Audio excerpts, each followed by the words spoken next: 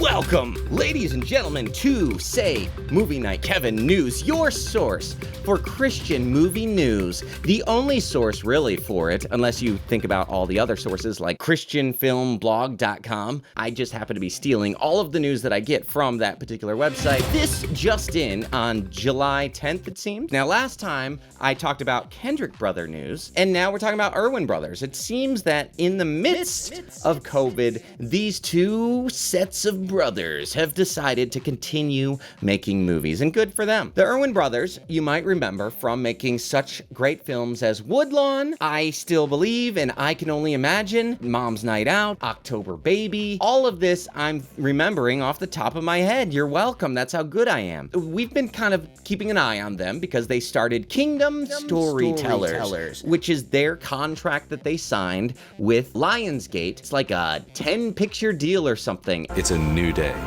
for Faith Film. Their movies succeeding means we succeed. Me.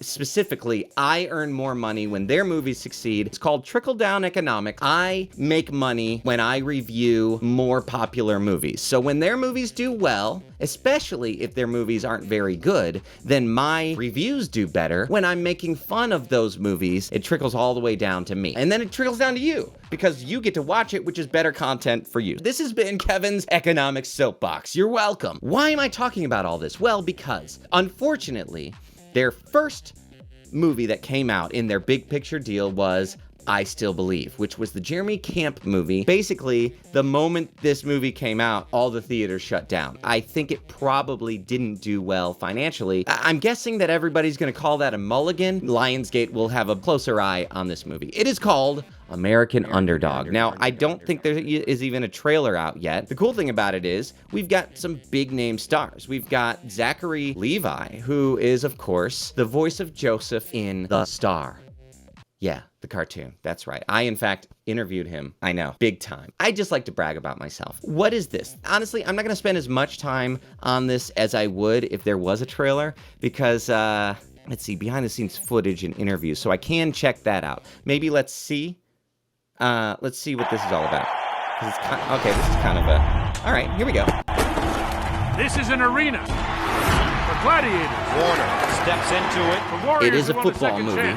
When I was a kid watching Kirt Warner play football, everybody knew the story. Watching Kirt Warner play football. Will they get some crappy YouTuber to edit this? At a supermarket. Oh, wow. It's like And then Little Giants. Laser Rams. He wins. Look who's back. I've had so many people tell me your story is made for Hollywood. It's made for the big screen. I've heard so many people over the years that say that they've been inspired, they've been encouraged because of my story. Whoa. I've heard people say that about myself. So, Hollywood. A Hall of Fame NFL quarterback who threw a football his entire life, still throws a football. Now, Zachary Levi is very nice, and I do think he's a believer, which is cool. Good for him. And I think that that's incredibly relatable. I don't know where we go from here. I don't know what comes next, but we did this. We did this together. You want those dreams that you can keep striving towards. It doesn't have to look like a superstar or a superhero. Or Super Bowl. And my story, I think, encourages people that you can actually get there. You can do it. You can become a football player. Destiny. It belongs to the underdogs. Dun, dun. Well, cool. Good. You know, honestly, a lot of restraint shown there on the side of the Erwin brothers, because typically their like behind the scenes stuff is about how this movie is going to be so important. It's going to be such a big movie for everyone. This movie is going to be a huge blockbuster. Don't you worry about that. And they just talk about numbers so much. And I'm like, I don't care about the numbers that you are projecting. This is not some sort of like investor pitch, all right? I just want to know about the movie. And so that told me that this movie is about, it told me something that I could have learned in a few seconds, which is this movie is about Kirt Warner and his career. I wasn't a huge fan of Woodlawn last time that they did a football movie. It didn't really feel like there was a lot of personality within the characters on the team. So maybe this one's going to be more focused. I'm sure they've learned a lot since then. So I look forward to seeing what this movie does. Of course, I'll watch it. Of course, I'll see it. But that's not the only thing the Erwin brothers are working on. Because Ladies and gentlemen, this just in, we have more Erwin Brother news. They have a movie that is called Jesus Music. Riding with my top down, listening to this Jesus music. It is a documentary about the Christian music industry. This is kind of my world. This is the world I grew up in. Every time I watch their movies that are biopics about this, I'm like, you don't seem to know about this world. Like, they do know about the world as fans, where like with a documentary, maybe it's better to fanboy out. Though, I don't know. I mean, documentaries can do what they want. They can do what they want. Some documentaries explore both the positives and the negatives of an industry, and I'm guessing this will only explore like how awesome the industry is. It seems to be their motivation or their tendencies. So the cover, we get to see Amy Grant, Toby Mac, and the Mac is Back No Slack, Michael W. Smith, and Kurt Franklin, of course. Let's just watch the trailer together and see. We start off with an older Michael W. Smith going through his record collection. I think music is the most powerful language in the world. I've never shared this with anybody. Toby Mac and the Mac is Back No Slack. Jesus music. I mean, this looks good. They're so good. They're good at making good shots. I don't understand it. That's where I live. Or close your eyes singing to God. I wanted to sing with my eyes wide open, singing to each other. With eyes wide open. Jesus music found its way in my hometown. Oh, that shot and again. it changed my life. It is his hometown. All these people live here. I guess that's why they were able to put this together, because everyone they're interviewing live right here in Nashville, but actually in Franklin. We don't have to do it the way it was done before. You want to find a loving way to have these conversations. My generation had seen all of the civil unrest. Most of us were trying to escape the pain and the misery. Where do we go from here? Where do we go from here? This soundtrack emerges. They had no idea they were helping to create an entire industry. To hell with the devil. Christian music born right before my very eyes.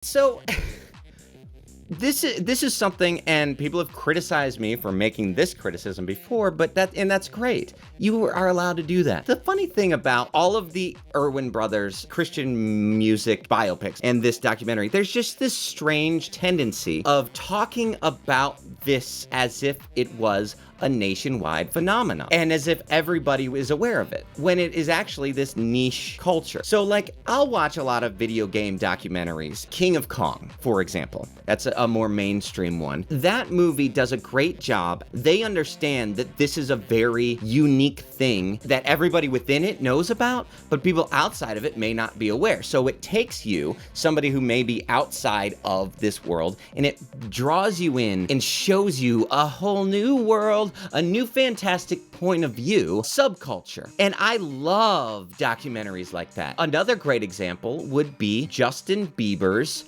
Believe. I know, crazy, right? That documentary does a great job at taking somebody who's never heard of this guy and drawing you in and making you really believe. It's a good documentary. And this, of course, is just a trailer, but the trailer does the same thing that these movies do, which is kind of has this assumption that this is some big nationwide phenomenon that everybody knows about, telling the story of, I don't know, Justin Bieber, the Beatles, Jesus, maybe. That's a good example. I don't know which one's more famous. So like when they tell a story about Jesus, I've heard like preachers talk about Jesus being born at the time that he was born was like the perfect time in history. Greek became like this language that so many people spoke, so it made it possible for the gospel to be spread very rapidly and that kind of thing. And in the same way, like the Beatles, like the British invasion. You watch a documentary and it's like, how did this come about? How did this happen? It's like, well, culture was kind of at this point, and you learn what came before it and where were we at that brought us to this place that the Beatles could just blow up and become so famous so quickly. However, when you do a documentary about something that is more of a subculture, I feel like it's not like, how in the world was the world at a place where Christian music would basically take over all of culture? Though, maybe I'm wrong. Maybe every single person in the United States is just connected to this. Or maybe this is a niche documentary that only people like me, who know who all these people are. Where am I going with that? I don't know. You don't know you're a pioneer of something when you're doing it. We were just doing what we love. Are they a pioneer of something? Maybe. Toby Mac and all of these singers started a genre that now has become so lame. You turn on K-Love, any Christian music station, all of the songs sound like Hillsong Unite. All of the bands that were trying to mimic U2. And again, I'm just judging this based on their track record and based on what I'm seeing in this trailer. It seems to be somewhat of a missed opportunity to actually draw people who don't know about this kind of music in. You know, I'm all in. I'm ready to go. I want to see it. And maybe it's just for me. It's not for anybody else. It's just for people like me. But I just think it would be more interesting and more accessible to a wider audience to be able to make something that acknowledges that, hey, this music isn't very well known, but for a lot of people, this was extremely important to them growing up, and this is what it's about. Let me tell you about it. Maybe it goes counter to kind of the mentality and the heart of the Christian industry, which is all posturing, making people feel that you are bigger and more important. I like to call it like making something for grandma's Facebook. You make something that you post that and your grandma sees it and it's like, whoa, I can't believe that you got on a streaming platform. That's big, right? Everything felt so fresh and new. Mom, do you ever feel, not so fresh? Sure.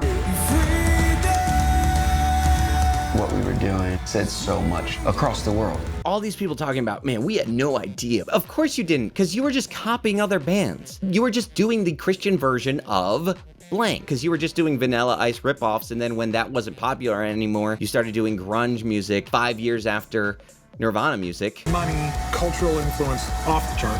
It's bigger than any one person or one artist. Just so big. We were so important. Here's the deal. I've never shared this with anybody. Would you change anything? My underwear, maybe. Let's not forget, music is God's idea. Oh, there we go. I think music is the most powerful. Like, when are they going to talk about Jesus in this? Music was a lifeline. It pushed me to do some courageous things. It pushed me to do some courageous things because I had enough money to pay for medical bills if I got hurt. That's interesting. So I thought it was just called Jesus Music. It's called The Jesus Music because I think this also is setting up to promote their movie, which is called The Jesus Movement, that is promoting their dad, is what that movie will be about. So there you go. Well, I look forward to seeing these movies. I'm cynical about all of this, so yeah. Looks kind of lame, but I'm all in it. I mean, the fact that they got so much DC talk in here is really going to pull me in, though I've already seen Free at Last, the documentary. And so I've seen pretty much all of what they're going to talk about, probably, Shit. Good job, guys. Good job, boys. Thanks for watching, everybody, and I will talk to you all next time. This has been your source for Christian movie news. Don't go anywhere. Good night. Good night.